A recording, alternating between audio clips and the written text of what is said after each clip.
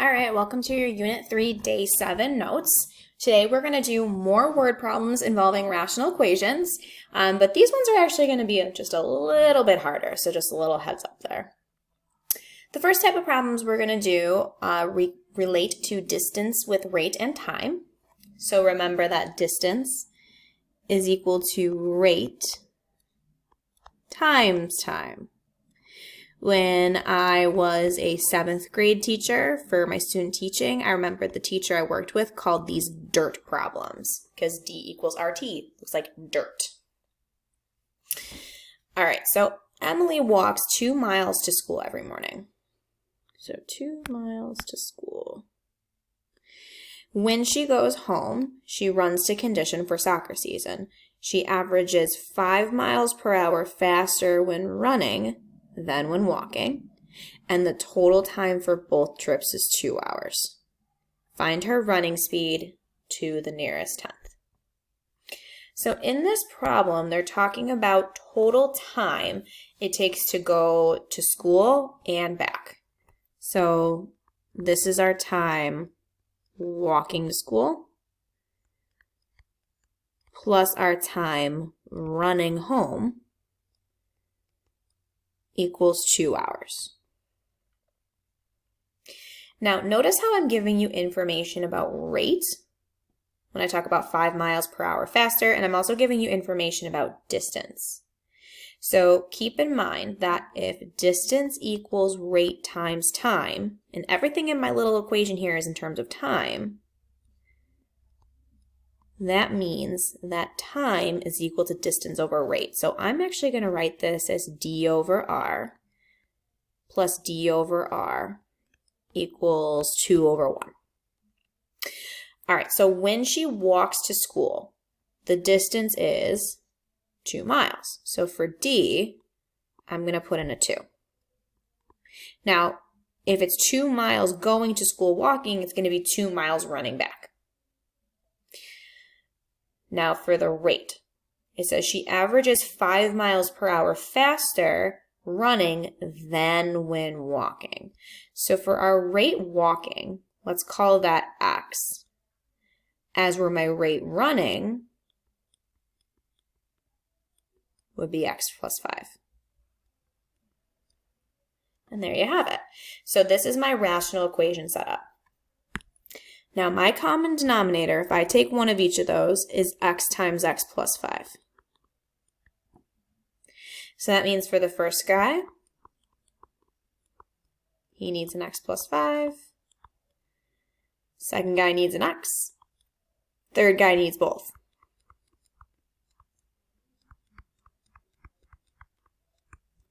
Now, when the problem equates, we can drop the base and solve the numerator.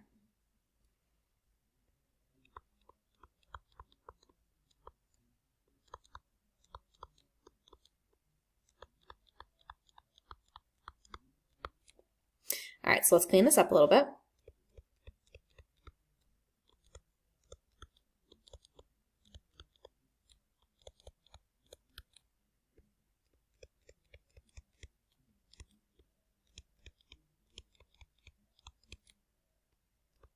All right, since it's a quadratic, I'll set it equal to 0.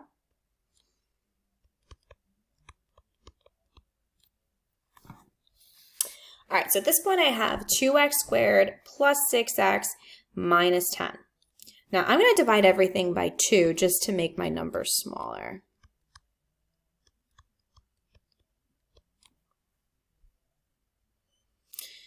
All right, so if I want factors of -5 that sum to 3, those don't exist. Also, there's a hint here that it says find her running speed to the nearest tenth, so that tells me I'm probably going to have to do the quadratic formula. So I'm running out of space personally. You guys should be okay. Where I have some space over here, I'm going to continue my problem. All right, so x equals -b. Oops. -b plus or minus the square root of b squared, which would be 9 minus 4ac all over 2a. All right, got to grab my calculator.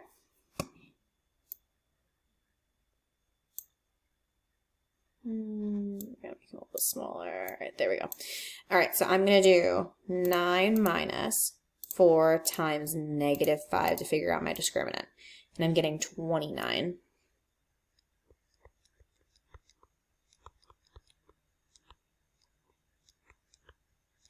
Now remember, you're going to get 2 solutions here with this quadratic. All right, so if I do alpha y equals, I can type in negative 3 plus radical 29 all over 2. And one of my solutions to the nearest tenth is 1.19. All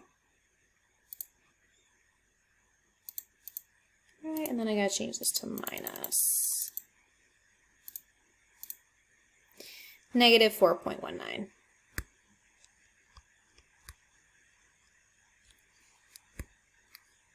Okay, now keep in mind what this is representing.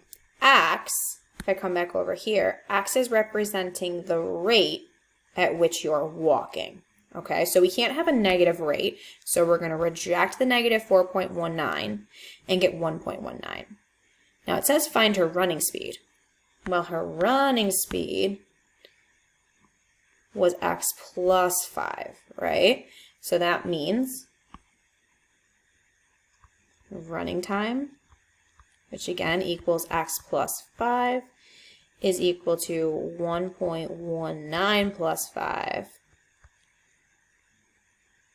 which is, oh, it says nearest tenth. I was doing 100th. We'll say 6.2. All right, so this was like 1.19 dot, dot, dot. This was negative 4.19 dot, dot, dot, and then I rounded. All right, so 6.2 is your final answer.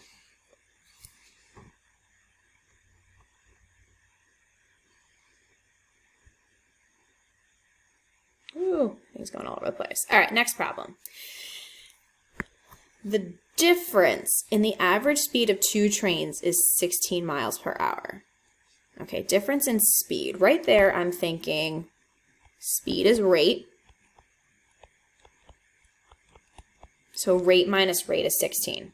Now keep in mind, if you're getting a positive 16 as a difference in the speed, that means your faster train must be coming first. So the train that's traveling faster, so like, I don't know, 70 miles per hour, would then be subtracting something like 64 miles per hour, and then that's not right, 54 miles per hour, and that would give you a positive 16. All right, continuing to read. The slower train takes 2 hours longer to travel 170 miles than the faster train takes to travel 150 miles. Find the speed of the slower train. Okay, so at this point, I'm thinking of dirt. Everything in this problem is in terms of a rate. So that means I'm going to rewrite this each as a d over t. Oops. Just moved over and I didn't mean it to. Okay.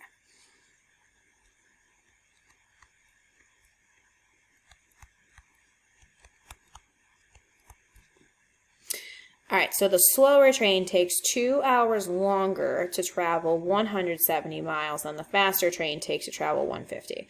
Okay, so the faster train is traveling 150 miles. The slower train is traveling 170. Slower train takes 2 hours longer to travel 170 than the faster train. So let's call the faster train X, which means the slower train is taking 2 hours longer, so we'll call that X plus 2. All right, so from there, that's your equation set up. So that means my common denominator would be X times X plus 2. So that means this guy would need an X plus 2. This guy would need an X, and this guy would need an X and an X plus 2. Now when the problem equates, we can drop the base and solve.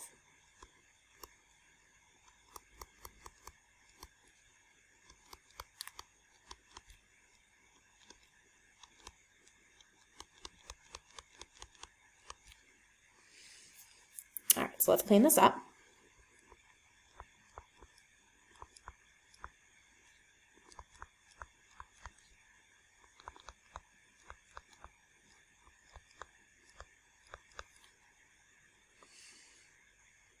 All right, so this is 300 minus 20x.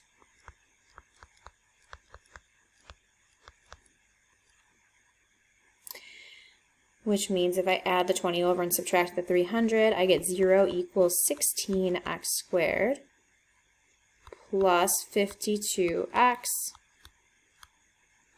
minus 300. Now, you could divide each of those by at least 2 to make the number smaller, but I'm just going to jump right to the quadratic formula here, just to show you that you can.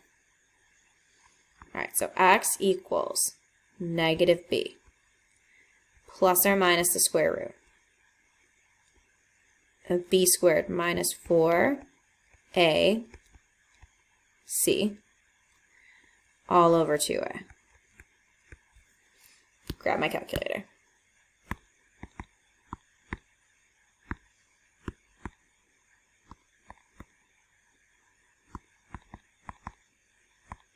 Okay, 52 squared. All right, so 21904.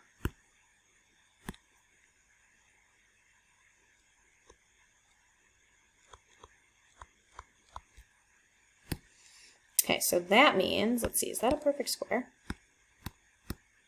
Oh my God, it is. That's amazing. Okay, so that means that this is negative 52 plus or minus 148 over 32. Okay, so let's get our two solutions. So alpha y equals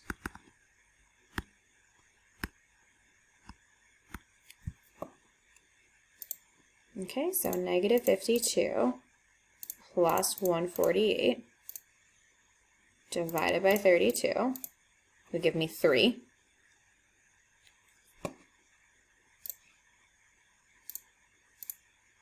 And let's change this to a minus. Negative 25 over 4, I think is what that said. Yes, okay. Now again, keep in mind, what is our x representing here?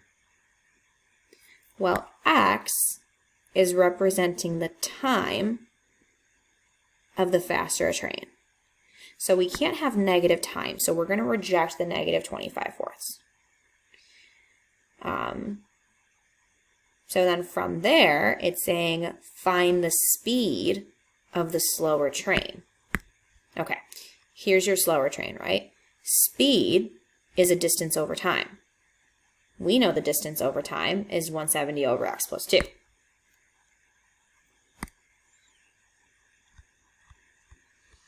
So our speed is going to be computed by 170 over x plus 2, which if you plug in the 3 is 170 over 5. So if I go to my calculator,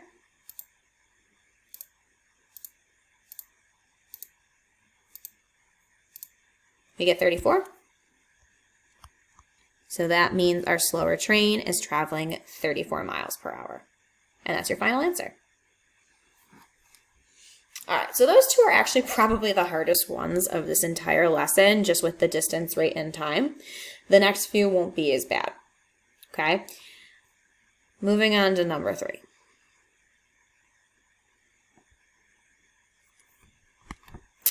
Anne and Maria play tennis almost every weekend. So far, Anne has won 12 out of 20 matches. How many matches will Anne have to win in a row to improve her winning percentage to 75%? All right, so think about this. Anne has 12 out of 20 wins, okay? What is that right now? So if I do 12 out of 20. Okay, so that's 60%. She wants to improve to 75%. So in order to do that, she would have to win X more games, right? But if she's winning, so this is her win total, win over total. So if she's winning those games, she'd have to actually play those as well. So like, for instance, if she played 5 more, that would be, for instance, like, assume 17 wins. But then you'd have to also add the 5 to the bottom, so that would be divided by 25. And now she's at 68%. See what I'm saying? So whatever she's winning has to also match for the totals. So she's winning all that. I want her to get 75%. So let's call that 70 over 100. When you have a single fraction equal to a single fraction, you can cross multiply. So I have 100 times x plus 12 is equal to 75 times x plus 20. Now I can clean this up. 100x plus 1200 equals 75x plus, what is that, 1500? I just want to double check.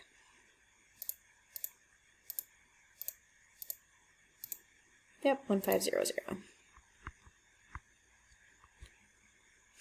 All right, so if I subtract the 75x, we would get 25x. Subtract the 1200, we would get 300. Yep. And then 300 divided by 25 is 12. Okay, so she would need to win 12 more games in a row to improve. Now let's see, does this make sense? 12 plus 12. 20 plus 12. Will this equal 75%? So 12 plus 12 is 24 divided by 20 or 32. Let's see.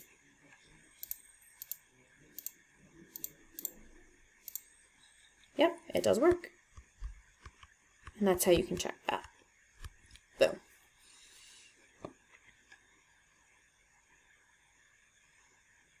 All right, moving on to example 4. You have 10 liters of a juice blend that is 60% juice.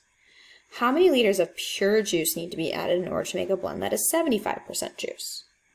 Now, in order to do these problems, I like to come up with a table to help me.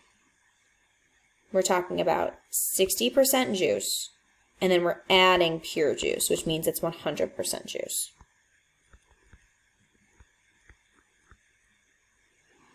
I want to add so much pure juice to get a 75% mix.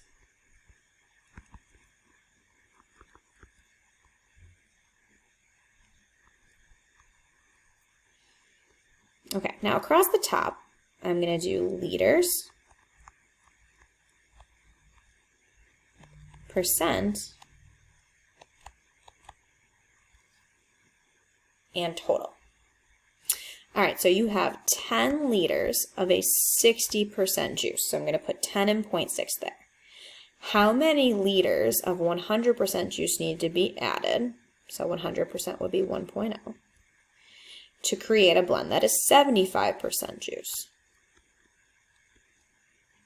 So if you have 60%, but you're adding x more, that means this is x plus 10.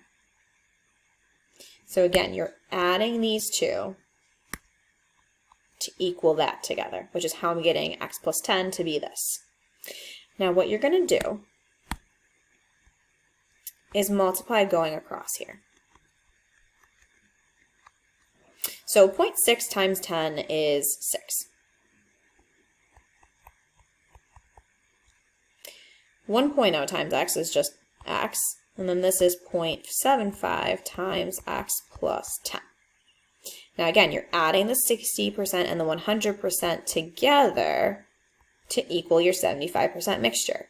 And that's what helps me come up with this equation.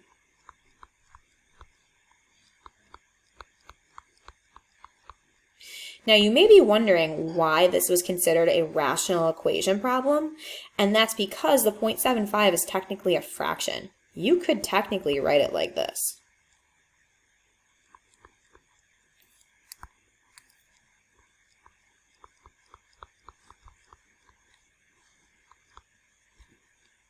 Right? And now it's a rational equation where this is over 1 on the left-hand side.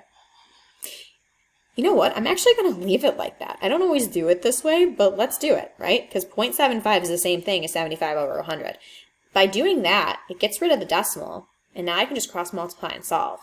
So this is 600 plus 100x equals 75x plus 750.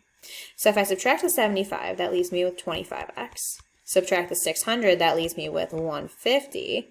150 divided by 25 is 6. And that's your answer. Now let's see, does that make sense? So if you have 60% of your 10 liters being pure juice, that's 6 out of 10.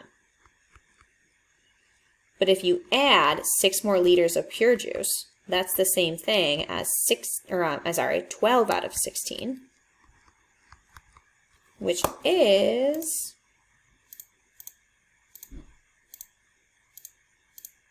75%, which is what you want. So that does check.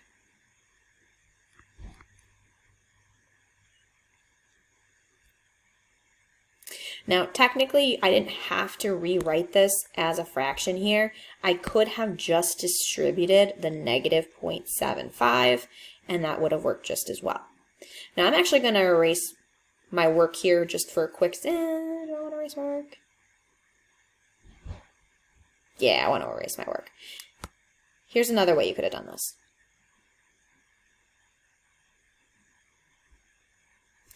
If it's 0.75 there, you could have at this step multiplied through by 100 because that would get rid of this decimal because decimal place would move to the right 2 places. So that would give you 600 plus 100x equals 75 times x plus 10, and you'll see I'm at the exact same place I was previously, and you're still going to end up with x equals 6. So my advice is always just to get rid of that decimal so that you're not dealing with it. All right, trying another one. You have a solution containing 10% acid and a solution containing 30% acid. How much of a 30% must you add to 1 liter of the 10% to create a mixture that is 22? All right, so who are our players here? You have a 10% acid and a 30% acid. How much of the 30 must you add to the 10 to create a 22% mix?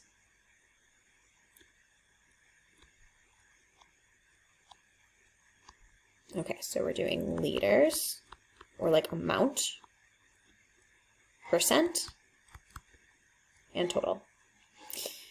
All right, so you have a solution containing 10% acid and a solution containing 30% acid. How much of the 30% solution must you add to 1 liter of the 10%?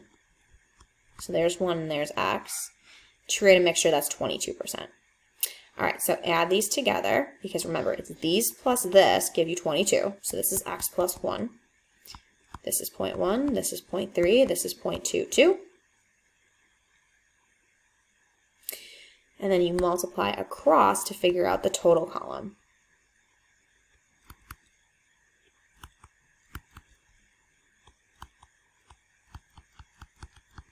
Okay, so add the 10 and the 30 together to equal the 22.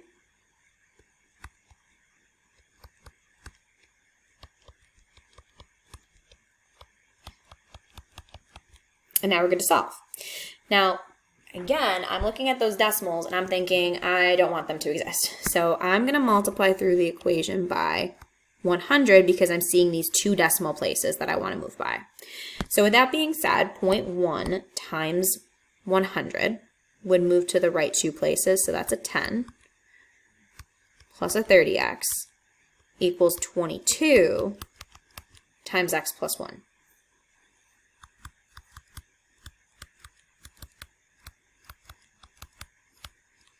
Okay, so 8x equals 12.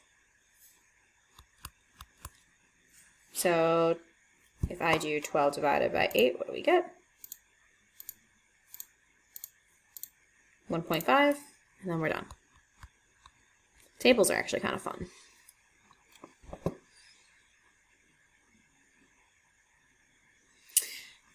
All right, last one. How many liters of a 70% alcohol solution must be added to 50 liters of 40% to produce a 50% alcohol solution? All right, 70%, 40%, 50%. So this is your amount, or liters. This is your percent. That's your total. All right, so how many liters of a 70% alcohol solution must be added to 50 liters of 40%? So here's your 50, there's your x, which means this is x plus 50, because again, you're adding these together. This is 0.7, this is 0.4, this is 0.5, and then we multiply going across.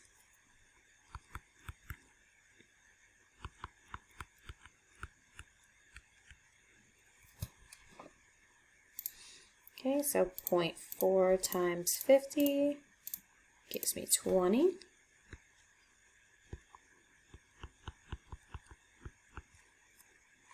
All right, so add these together to equal the total.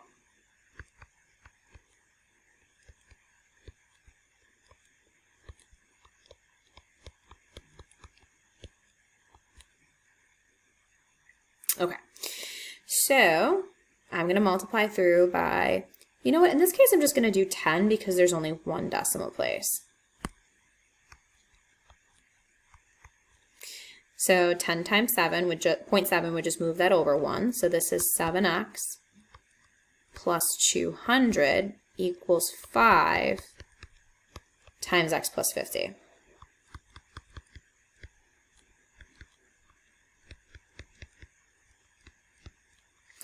All right, so subtract the 5x, that leaves you with the 2x. Subtract the 200, that would leave you with the 50. And I'm getting x to equal 25. And then you're done. So you would need 25. You would need this to be 25 in order for that solution to then become a 50% alcohol solution. Okay, so again, you have to break it up along the left with your mixtures. You have your 70%, your 40, and then your total mix comes last. And then it's always amount percent total. So, I don't know, APT. I wrote liters here instead of amount. It's the same thing. Okay, and that's how you do the hardest word problems, the mixture problems, in a rational expression equation word problem. I hope this helped.